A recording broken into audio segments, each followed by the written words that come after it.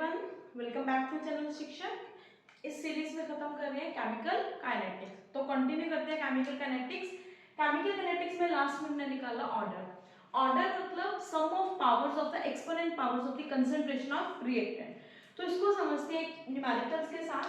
Consider a reaction H2O2 give us +3I negative plus H positive give us 2H2O plus I2। अब ये मेरे को एक reaction दी हुई है।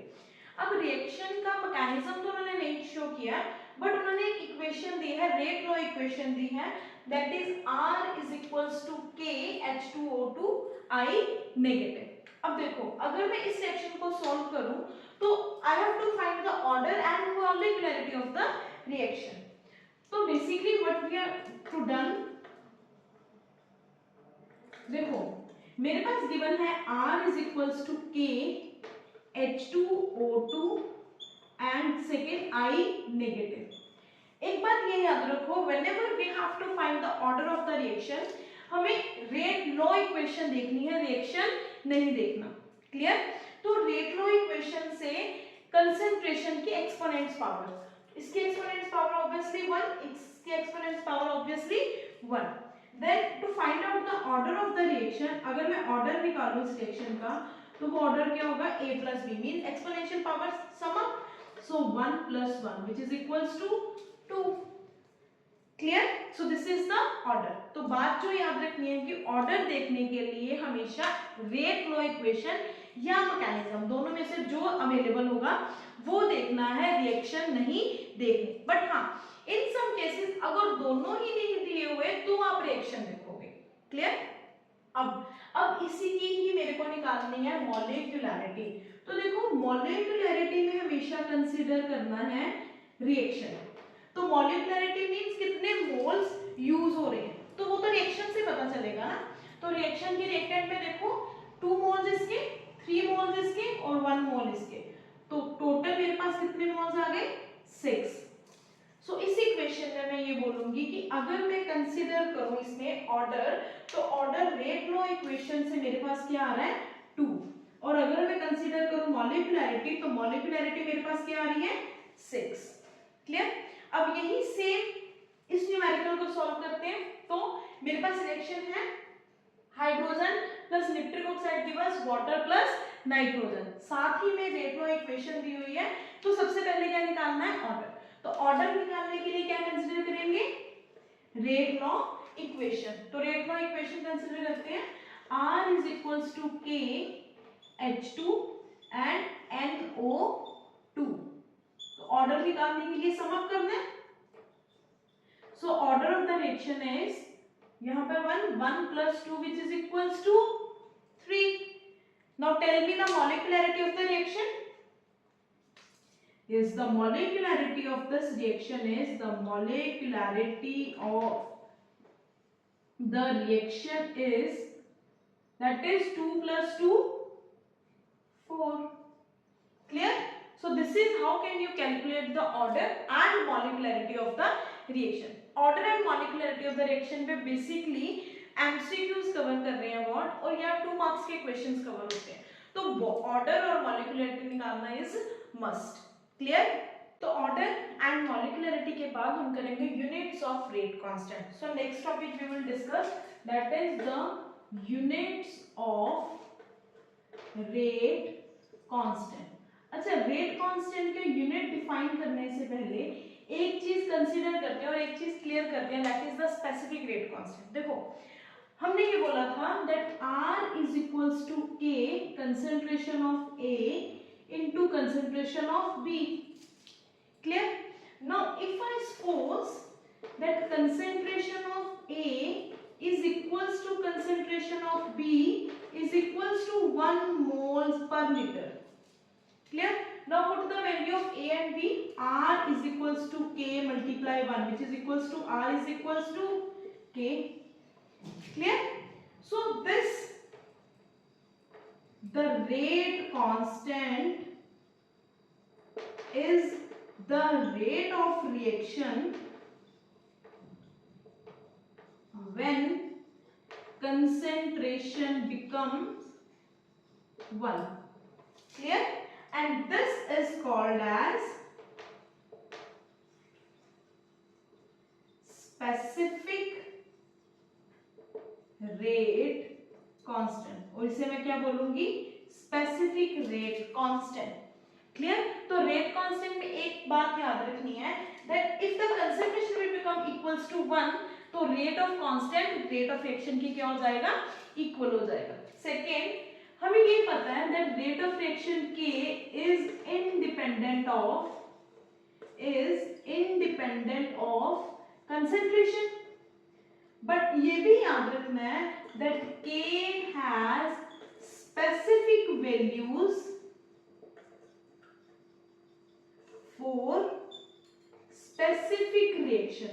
हर रिएक्शन के लिए K की वैल्यू क्या होगी, मेरे पास डिफरेंस होगी। हर रिएक्शन के लिए K की वैल्यू होगी फिक्स्ड, बट हर टाइम क्या होगी, डिफरेंट होगी। क्लियर? अब देखो, अब कहीं मेरे पास K और R है इक्वल, तो मैं ये बोल सकती हूँ कि जो यूनिट्स K के होंगे वही यूनिट्स किसके होंगे, R के, सॉरी जो यूनिट्स R के होंगे, क्योंकि R हमें डिफाइंड है, जो यूनिट्स R के होंगे वही किसके होंगे, K के।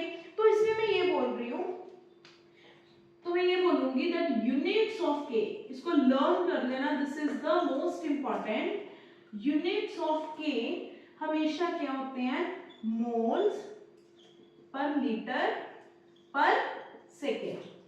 Clear? With a little of twist, that is 1 minus n. तो what are the units of K? Moles per liter, 1 minus n per second. अब इसको खोलते हैं, देखो moles have 1 into 1 minus n, liter have minus 1 into 1 minus n per second. Clear? Multiply कर लो, moles 1 को 1 minus n के साथ multiply करोगे, it is 1 minus n। Next, litre minus 1 को 1 माइनस n के साथ मल्टीप्लाई करोगे, ऑब्वियसली साइन चेंज हो जाएगा, तो n positive 1 negative per second. Clear? So either ये लर्न कर लो या ये लर्न कर लो, both are the units of K। So this is the final units of K, either this one or this one. Clear? अब question ये आता है, व्हाट इज n?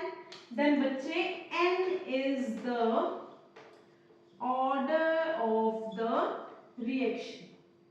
क्लियर? जिसमें n क्या है, order of the reaction. It means different order will have different rate of constants, units, है ना। सो अब हम डिफाइन करेंगे अलग अलग ऑर्डर्स पे अलग अलग यूनिट्स ऑफ K। ओके, तो different orders have different rate of reaction, तो निकालते हैं। सबसे पहले रेट ऑफ रिएक्शन निकालेंगे जीरो ऑर्डर रिएक्शन का, तो फॉर जीरो ऑर्डर रिएक्शन, अगर जीरो ऑर्डर रिएक्शन की बात करूं तो n की वैल्यू क्या आएगी मेरे पास, 0। क्लियर? तो K के यूनिट्स क्या आएंगे, moles per litre 1 minus n per second, which is equals to moles per liter 1 minus 0 per second, means वो सेम ही आ गए। तो for zero order reaction K is equals to moles per liter per second। Clear? Because n की value 0 हो गई, तो n तो कोई define करेगा नहीं। क्लियर? नेक्स्ट निकालते हैं for first order reaction. First order reaction मतलब n की पावर की कंसंट्रेशन की पावर कितनी आ रही है। First order reaction means R is equals to K A raised to power 1, this is first order reaction. Clear? और अगर मैं वैल्यू यहाँ पर 0 कर दूं तो this is zero order reaction. ठीक है? अब for first order reaction n is equals to 1, so K is equals to moles per liter 1 minus 1 per second, which is equals to 0। Something power 0 is 1, so मेरे पास answer क्या आ गया, सिर्फ per second. तो for first order reaction K has units per second. Clear? Next चलते हैं for second order reaction. तो for second order reaction n will equals to 2। Clear?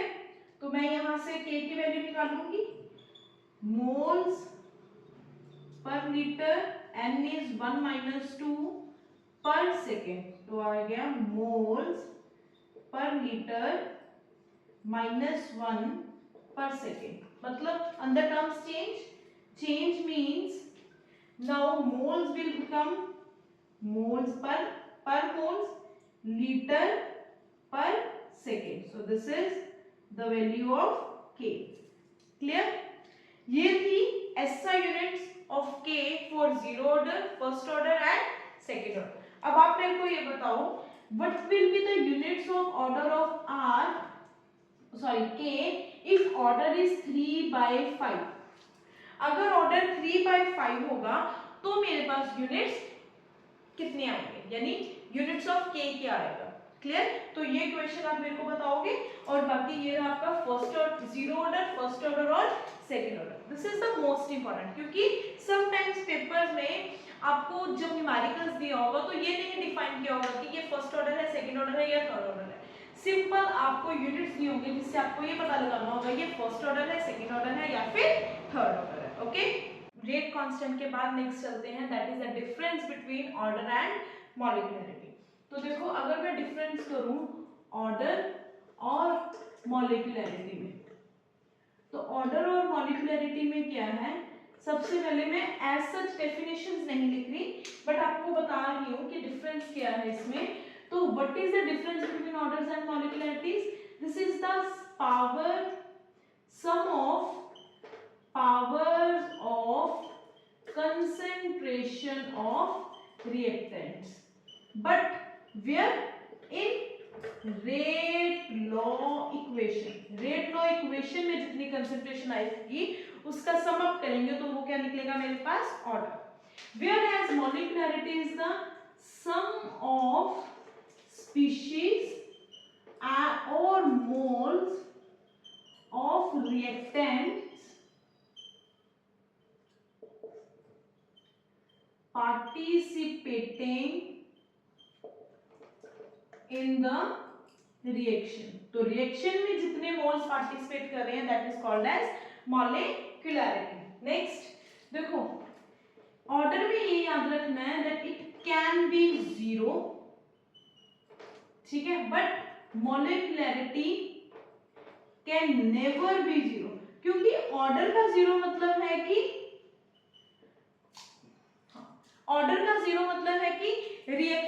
Reactant इतनी amount में यूज नहीं हो रहा, बहुत कम अमाउंट में यूज हो रहा है, बट मॉलिक्यूलरिटी जीरो मतलब रिएक्टेंट है ही नहीं, तो अगर रिएक्टेंट ही नहीं है तो प्रोडक्ट कैसे प्रोड्यूस होगा।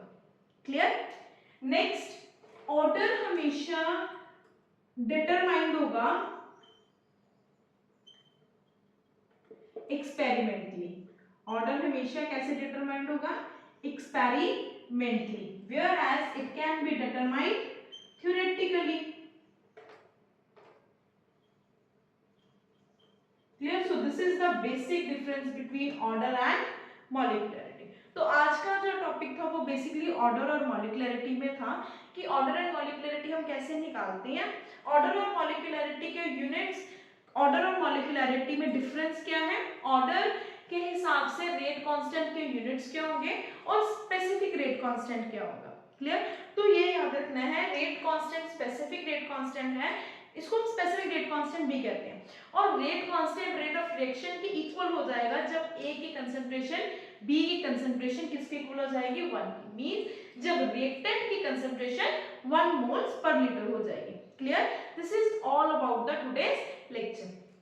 In our further videos, we will learn about the integrated form of rate of reactions of zero order and first order reaction. Clear?